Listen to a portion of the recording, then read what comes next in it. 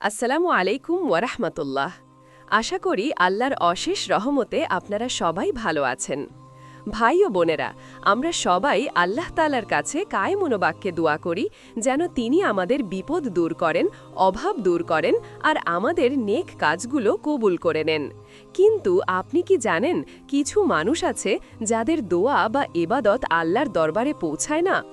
আজ আমরা অত্যন্ত গুরুত্বপূর্ণ একটি হাদিস নিয়ে আলোচনা করব, যেখানে আমাদের প্রিয় নবী সাল্লাল্লাহু আলাইহি ওয়াসাল্লাম এমন ৩টি শ্রেণীর কথা বলেছেন যাদের ইবাদত বা প্রার্থনা আল্লাহর কাছে কবুল হয় না।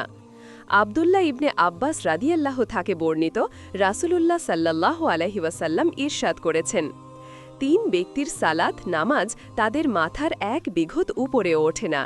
যে ব্যক্তি জনগণের অপছন্দ হওয়া সত্ত্বেও তাদের ইমামতি করে, যে নারী তার স্বামীর অসন্তুষ্টি সহ রাত যাপন করে এবং পরস্পর সম্পর্ক ছিন্নকারী ২ ভাই। ইবনে মাজাহ ৯৭১। এই হাদিসটি আমাদের জন্য একটি কঠোর সতর্কবার্তা। আসুন এই ৩টি বিষয় নিয়ে বিস্তারিত আলোচনা করি। প্রথম শ্রেণী, যে ব্যক্তি জনগণের অপছন্দ হওয়া সত্ত্বেও তাদের ইমামতি করে। যদি কোনো এলাকার বা মসজিদের সংখ্যাগরিষ্ঠ মুসল্লিগণ কোনো ইমামের ধর্মীয় জ্ঞান বা অন্য কোনো দুর্বলতার কারণে তাকে অপছন্দ করেন, তবে সেই ইমামের নামাজ আল্লাহর কাছে কবুল হওয়ার সম্ভাবনা কম থাকে। ইমামকে হতে হয় মুসল্লিদের আস্থাভাজন। ইমাম যদি তাদের কাছে অপছন্দীয় হন, তবে নামাজে খুশু খুজু একাগ্রতা নষ্ট হতে পারে।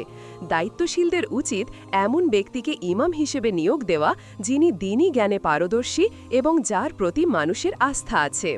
দ্বিতীয় শ্রেণী, যে নারী তার স্বামীর অসন্তুষ্টি সহ রাত যাপন করে।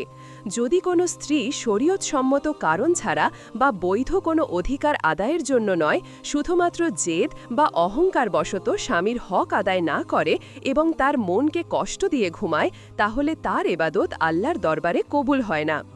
অন্য এক হাদিসে এসেছে, রাসূল সাল্লাল্লাহু আলাইহি ওয়াসাল্লাম বলেছেন, যখন কোনো ব্যক্তি তার স্ত্রীকে বিছানায় ডাকে আর সে আসতে অস্বীকার করে, ফলে স্বামী তার ওপর অসন্তুষ্ট হয়ে রাত কাটায়, তখন সকাল পর্যন্ত ফেরেশতারা সেই নারীকে অভিশাপ দিতে থাকে। সহিহ বুখারী, মুসলিম। ইসলামে স্বামী স্ত্রীর সম্পর্কের গুরুত্ব অপরিসীম। দাম্পত্য জীবনকে শান্তিময় রাখতে একে অপরের অধিকার ও ভালোবাসার প্রতি যত্নশীল হতে হবে। তৃতীয় শ্রেণী, পরস্পর সম্পর্ক ছিন্নকারী ২ ভাই বা আত্মীয় স্বজন। আত্মীয়তার সম্পর্ক ছিন্ন করা ইসলামে একটি গুরুতর পাপ।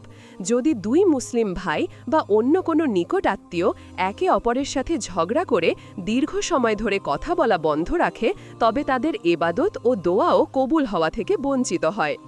রাসূল সাল্লাল্লাহু আলাইহি ওয়াসাল্লাম বলেছেন, প্রতি সপ্তাহে ২ বার, সোমবার ও বৃহস্পতিবার, আল্লাহর কাছে বান্দার আমলনামা পেশ করা হয়। তখন আত্মীয়তার বন্ধন ছিন্নকারী ছাড়া সকল মুমিনের গুনাহ মাফ করে দেওয়া হয়। অন্য বর্ণনায় ২ ঝগড়াকারীর ব্যাপারে বলা হয়, এদের ফিরিয়ে দাও যতক্ষণ না তারা সন্ধি করে। সামান্য কারণেও সম্পর্ক ছিন্ন করা যাবে না। ভুল বোঝাবুঝি হলে দ্রুত তা মিটিয়ে ফেলতে হবে। সুপ্রিয় দর্শক ও শ্রোতা, এই হাদিসগুলো আমাদের জীবনের জন্য এক বিশাল শিক্ষা। আমরা যেন আমাদের সালাত, সোম বা অন্য কোনো ইবাদতকে বৃথা না করি। চলুন আমরা অঙ্গীকার করি। ১.